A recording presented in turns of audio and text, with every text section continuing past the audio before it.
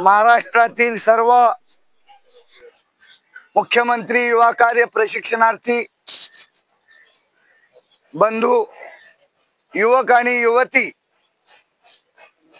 या सर्वांना मी आवाहन करतो की उद्या होणाऱ्या मुंडन आंदोलनाची या ठिकाणी आम्ही आता पाहणी केली। एक 15,000 प्रशिक्षणार्थी या मंडपात बसतील अशा पद्धतीचं आयोजन आपण केलेलं आहे। उत्कृष्ट असं सगळं नियोजन आहे। पिण्याच्या पाण्याची व्यवस्था आहे आणि महाराष्ट्र राज्यामधून कमी अधिक 20 ते 25,000 प्रशिक्षणार्थी मुंबईला उद्या आझाद मैदानाला धडक देतील असा आमचा अनुमान आहे, अंदाज आहे। जे प्रशिक्षणार्थ्यांना निरोप पोहोचलेला नाही त्या प्रशिक्षणार्थ्यांना या व्हिडिओच्या माध्यमातून मी पुन्हा एकदा आवाहन करतो, आम्ही सर्वांनी एकमुखाने निर्णय घेतलाय आणि हा उद्याचा आंतरराष्ट्रीय पातळीवरचा हा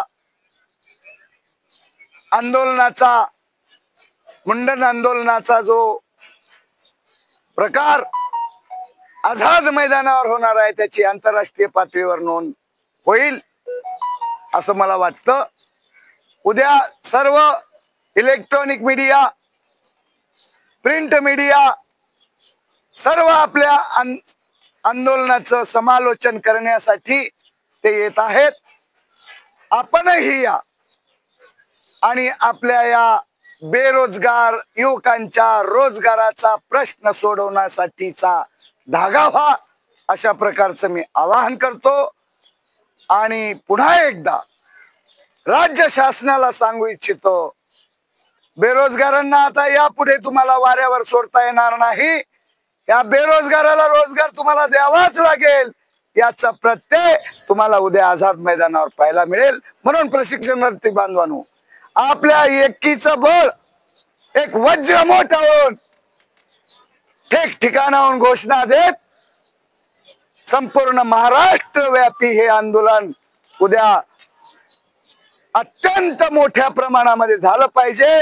याकरिता घरात कुणीही बसू नका अशा प्रकारचं आवाहन करतो। उद्या सकाळी 9 वाजता आपलं हे आझाद मैदान भरलं पाहिजे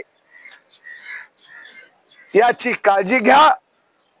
नक्कीच मला पूर्ण विश्वास आहे की महाराष्ट्रातले सगळे आम्हाला जो मेसेज मिळतोय, फोन येतात, त्या सर्व परिस्थितीचा आम्ही अंदाज घेतल्यानंतर कळतं की या ठिकाणी संपूर्ण महाराष्ट्र मुंबईमध्ये लोटणार आहे। आपण या, आम्ही तर इथेच आहोत। धन्यवाद।